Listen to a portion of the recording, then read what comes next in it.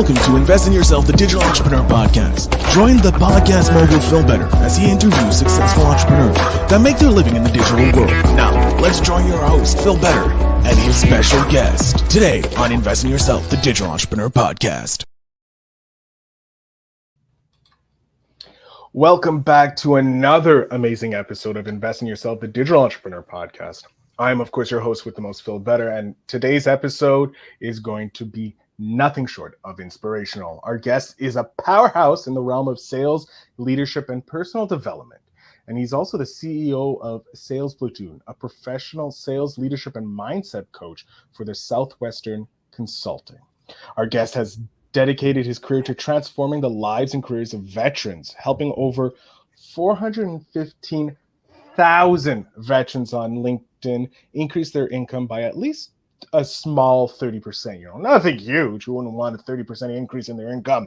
His unique approach combines his extensive expertise as a top sales producer with his profound knowledge of training and coaching. His impact on the sales industry is unparalleled. At Southwestern Consulting, he leads a team of top sales practitioners who are both successful producers and professional trainers. The hands-on approach ensures they are not just talking the talk, but are certainly walking the walk every day. Throughout Sales Platoon, our guest leverages the resilient dedication and adaptability of transition military personnel, aligning them with lucrative careers in sales. This DoD authorized Skill Bridge program provides veterans with opportunities that go beyond traditional roles, offering them fulfilling careers and a chance to thrive financially, which we want for all our veterans. But his influence just doesn't stop there. As a global speaker, he has delivered impactful keynotes, presentations, and training programs across various platforms, including military recruiting stations, where his strategies on better recruitment have been widely implemented. And our guest life is a testament to overcoming challenges and seizing opportunities.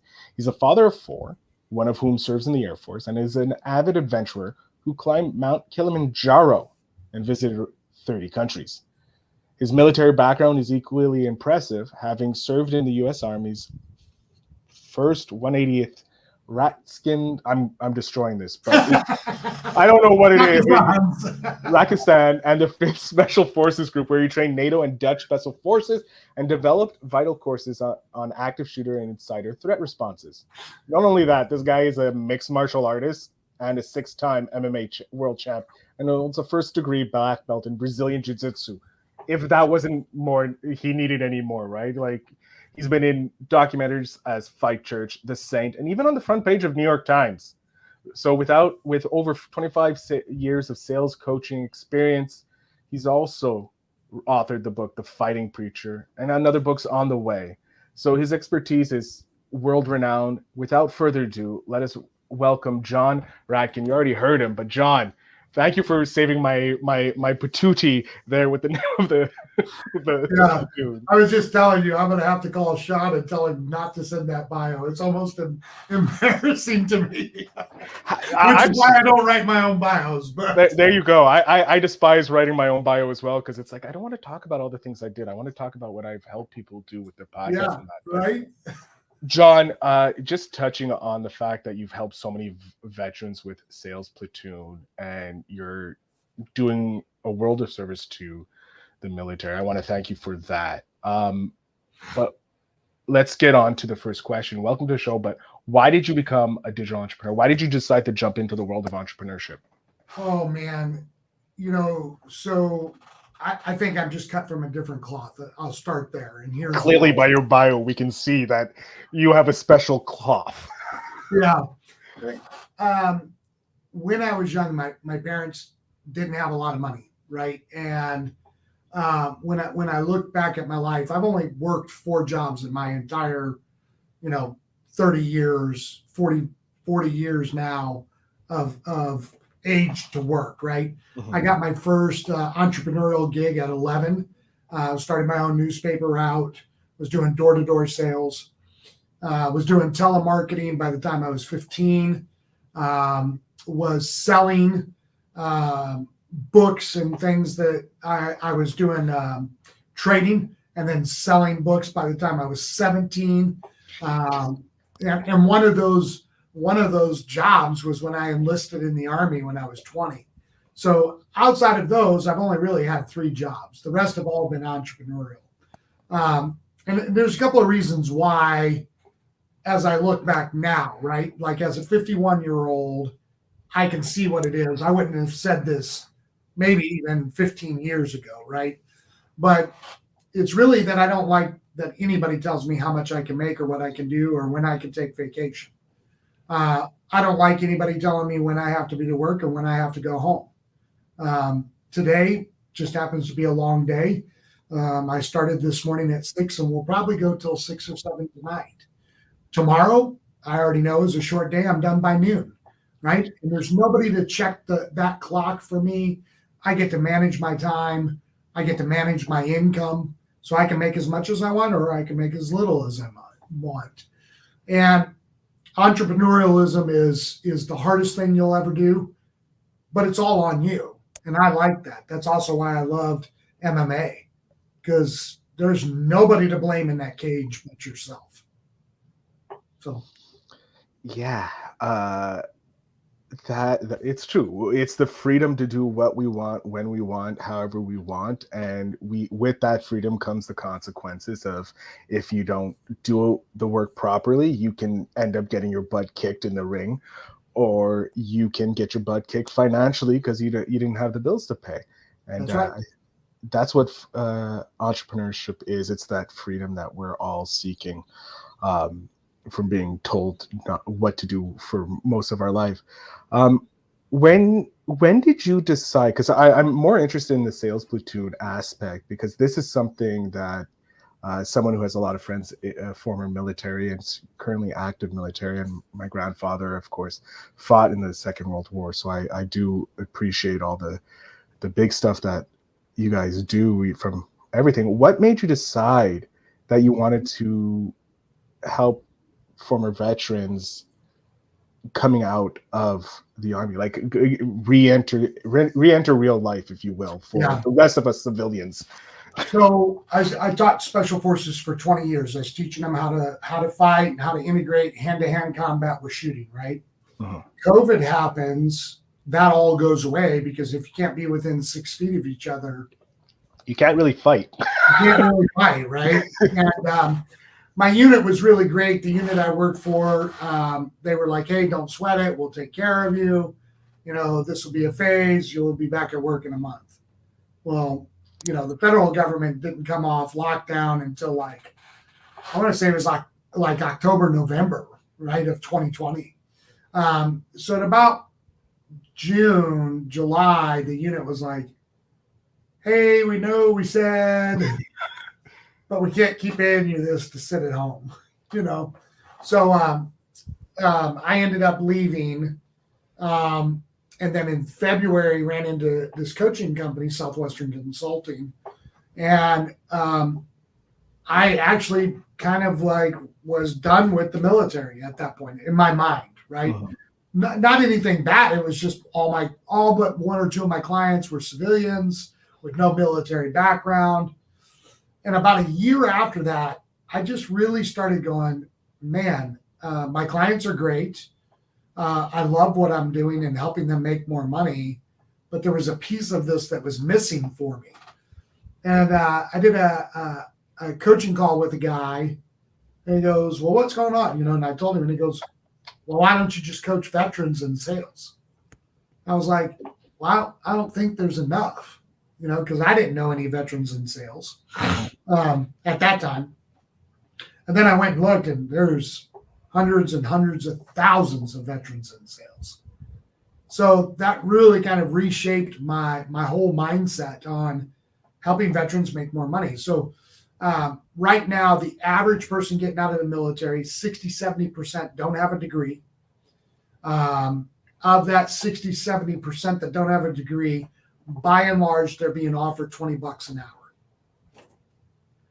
You could be I know I told you I wouldn't do much, but you could be the shittiest sales guy on the planet and make more than $20 an hour. Yeah. Right? So for me, I looked at it and I was like, dude. So that was in February of, that would have been 2022. in May of 2022, Fort Campbell, Kentucky, which is where I'm at, called me and said, "Hey, we want you to start a skill bridge and get these guys hired." I was like, what is skill bridge? I'd never heard of it, right? And it's a DoD program where the last 3 to 6 months of their service, you take them and you teach them some job skill and then get them hired. And so I started looking into it, and it was a 2-year red tape fest to get approved. You know, you can't charge the veteran any money. You can't charge the government any money. So I was like, this is a freaking charity. It's not a business. So I told him, I was like, you're freaking smoking crack. I'm not doing it. I said, but I don't like that these guys are only getting paid $20 an hour. So I said, I'll find somebody, bring them into Fort Campbell and get you guys connected. So, and I did. I brought our founder, Raleigh Wilkins, who's a Marine or was a Marine, to Fort Campbell, got him right in, and we started, recruiting and soliciting out of Fort Campbell. And then in July, he ended up passing away. So that was July of 22.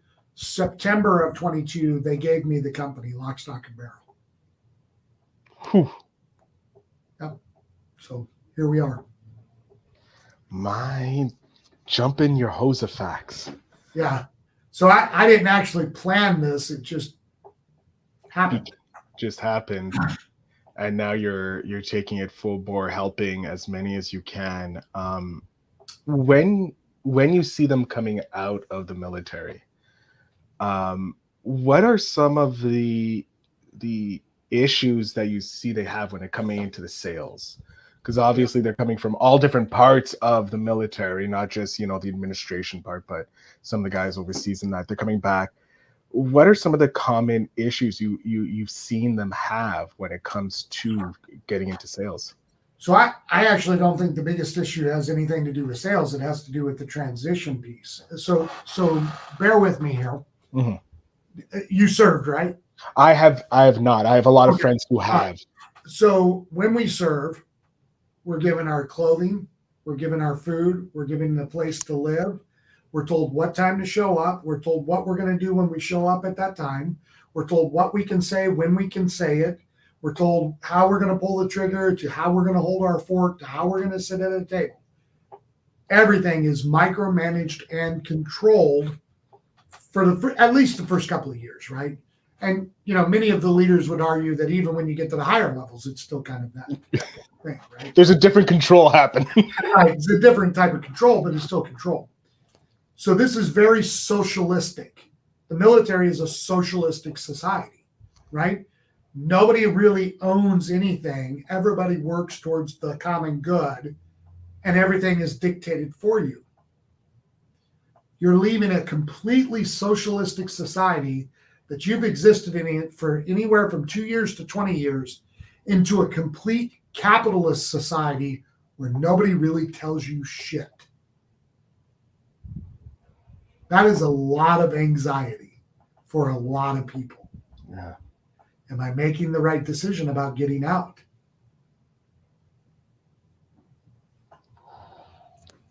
Is this the right career field for me, getting out? Am I going to make enough money? I've got a wife and 2-3 kids. So you literally go from this very structured, stable, I'm getting paid the exact same amount no matter how little or how much work I do, to, I don't know if I'm going to get paid next week. Then you have all of the lack of resources, lack of information, lack of community, lack of tribe. It's just tons. Yeah, I can only imagine. And I know before when they were like people coming over, even the fighters coming over, they from overseas. Today they're over within a couple hours, whereas the old time they had time to deal with that. Transitioning from a non-violent area to a very calm life is also just as difficult, right, as well. Dealing with that, not just on top of knowing everything that's going on. when they come, how do you help them do that, or how do you guys train? Do you guys have that part inside your program, or is there another company that handles that? No, we do all that. So we talk about their transition. We talk about the emotions of it. We talk about vision and purpose for the rest of your life. Because even if you did 20 years, you got, I don't know how old you are, but, you're only 38 years old. Mm-hmm. You've done 20 years of your adult life. You're 38. So you still have 2/3 of your life left. It's insane. Yeah. So you guys, maybe not 2/3, but a half at least. At least, yeah, you have another quarter. You have the other 2/4 of your life left to play. Right. Almost 2/4, right? So, we talk about all that stuff, and we start class on day one with vision. What do you want to do? How much money do you need to do it? How much money do you want to retire with? See, in the military, we're really good at what we call backwards planning for mission. So if I want to go kill, a bad guy, I have to be on site at this time. Well, that means I have to fly at this time, be packed by this time, hit the terminal by this time, and you just keep backing up till you get to today. They do this with everything except for their transition. Seems a missing point in the military's thing. Luckily, there's people like you doing this. Yeah. Well, the military's job is to turn you into a killer, not to worry about what you do afterwards. True. Very true. Right? So. I love that. And with seeing the people go through your process, over probably closer to 500,000 probably now that you've helped with this process, the success rate, how do you feel about that success rate? Yeah, so let me clarify. We haven't put 500,000 people through the Skill Bridge program. Just so we have a 95% hire rate at greater than 65,000 a year plus OTE commission, or commission only jobs that average 65,000. That is fucking amazing. I'm just gonna say it. With that success, do you feel more pressure on yourself or on the team? A lot of pressure. So the federal government, number one, mandates that if I take you, I get you hired, and I only have a small window of those who don't get hired, right? Because they know not everybody is going to get hired. Yeah. But it's a very high threshold, right? But then you're making this life decision, and you're coming to me to help you make that life decision. So there is a lot of pressure. And then I have the pressure on the other side of the equation, which is the companies I'm telling that Phil's going to show up and perform. I don't know if Phil's going to show up and perform. You're praying to Almighty Jesus that he is. Yeah. So there's quite a bit of pressure. How do you go about dealing with that pressure? Because I know entrepreneurs have to deal with a whole bunch of different types of pressure. And having someone who's dealing with like a lot more pressure than a regular entrepreneur such as yourself, how do you go about dealing with that type of pressure? Because it can be debilitating. So I have to try to figure out how to answer this in a way that your crowd would understand. Okay. And the reason why I say that is because nobody's shooting at me. There is pressure. But I've been in some crazy ass situations, right? Yeah. Level of pressure is a little different. Here you're like, some people are a little upset at me, but whatever, they're not going to shoot me. They're not going to shoot me or punch me in the face. So like it's, there is a lot of pressure, but it's just like at a professional level for athletics, right? So you have a choice. When you're talking about being a pro athlete, you have a choice. You can either look at pressure as an opportunity to excel or a barrier to succeed. So how do you look at pressure? To me, pressure means it's an opportunity. I get a chance to show up and freaking shell out. Whereas some people look at it as a barrier to success. And so now, having said that, I do regular like getaway time, shut the laptop off, shut the computer off. Like I'm not doing nothing with work. I have veg out time where I'm just completely disconnected, and I work out. I'm usually by the gym by 5 a.m. kickboxing and doing jiu-jitsu. So I have other mechanisms in my life to help me to deal with that pressure. But even then, sometimes it's a lot. I can only imagine. I don't envy you in the least bit. I envy the help that you've given people.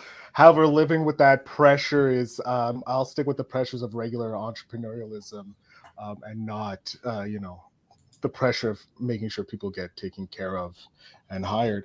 I want to go to the book that you authored because I feel that it has a lot of practicality for everyday entrepreneurs. How did you go about deciding to write that book and focus on what you decided on? You want the glamour version or the real version? I want the dirty story. I want the dirty. The dirty story is I had no freaking intention of writing that book. I figured that's most entrepreneurs. Either they're like, I'm going to write a book, or they had no idea, and then all of a sudden they're writing a book. That's how I've found after the 500 interviews I've done.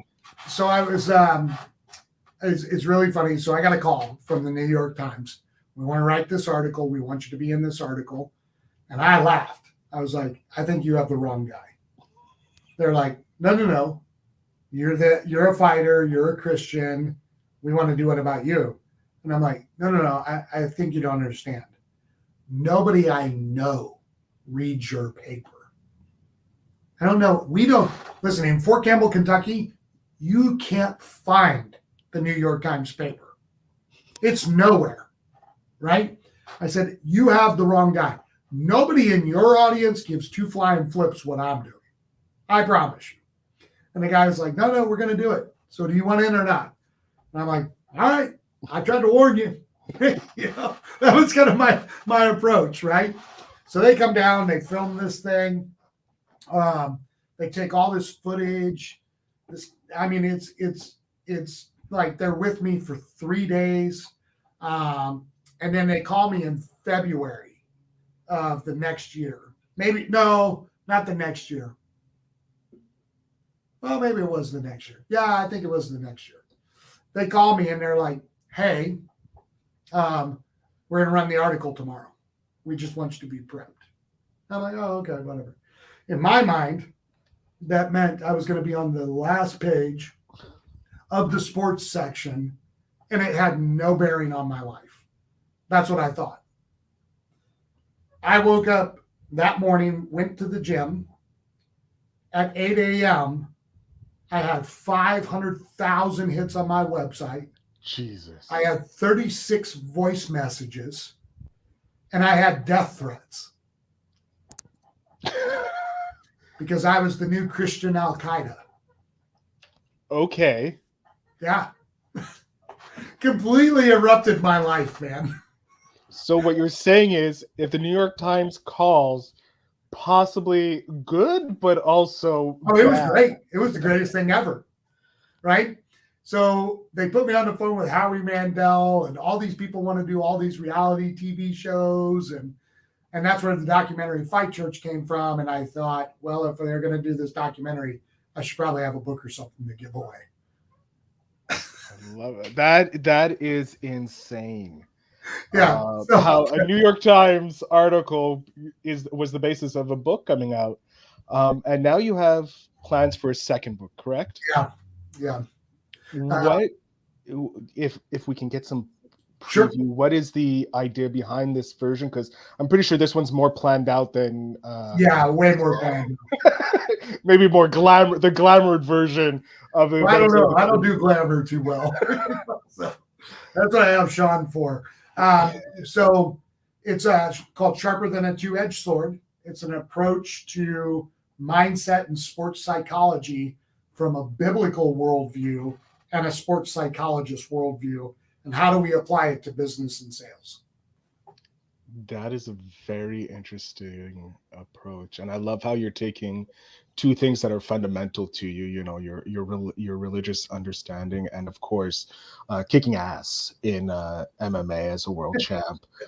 Again, I would not want to meet you in a dark alley because just the fact that you're a six-time world MMA champ is scary. But the fact that you've trained with special forces, it's just like just a cherry on this Sunday.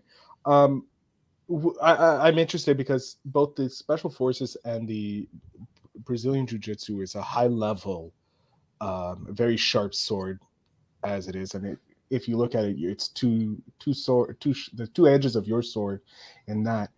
But there's also a very strong mental aspect to both, to be able to be Very an elite special forces, but also not only a six-time MMA champion, but a first-degree black belt in Brazilian Jiu-Jitsu.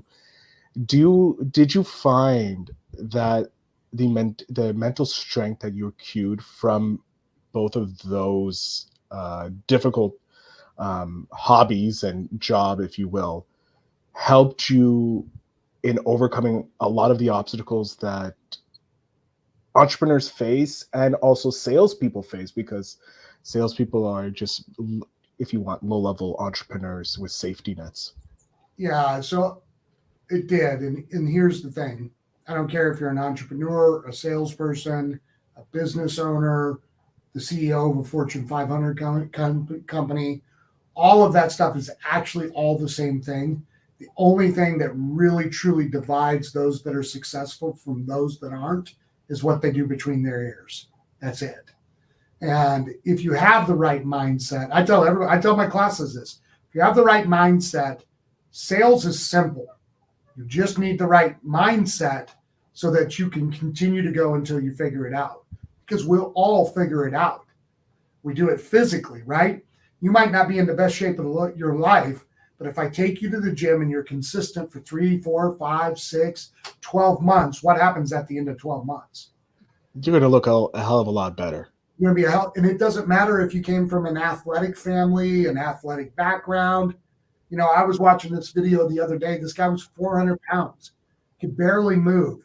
They started him on a little bar like this. This is what they started him with. 2 years later, that guy is roughly your size. God damn. Yeah. It also is like, it reminds me of I don't know if you've seen the DDP yoga video of a man, a former veteran who was walking with crutches, the forearm crutches, was told he was never going to be able to run, and just working with the yoga, the last shot of him is running towards the camera. It's incredible. Yeah, the consistency and just having the mental fortitude to continually, even on those dark days. You just have to be stubborn enough to not quit. Pretty much that's anything in life. I'm curious, with everything you do, because I know you do go to the gym, you roll, you do your jiu-jitsu, you do your thing. Is there anything else that you do to invest in the business side? Because we know your physical side is, you got that gym, you're consistent with that. Obviously, the military background helped build that consistency, but I'm wondering about the business side. Yeah. Because that's very difficult to get consistency in the business side and investing in that aspect. What do you do, or what did you do to build up that mental consistency investing? There's a couple of things. So first of all, I don't care what you do. Like, you could be selling Skittles, right? Or you could be Fortune 500 CEO. Everybody that's successful will tell you they got a coach. I have 4. So if you want to succeed, you probably need to go find some coaches. Tom Brady, who, whether you're a Patriots fan or not, is arguably the best athlete ever, right? 7 Super Bowl rings, 10 Super Bowl appearances. Nobody's ever done that. You know how many coaches Tom Brady has, or had when he was active? Apart from the big coach of the Patriots, he probably had a good dozen, if anything. He had 14 coaches. Right? Now, that includes Belichick, right? So he had his head coach, he had his offensive coach, his quarterback coach, he had a dietitian, he had a strength trainer, he had a QB coach, a throwing coach.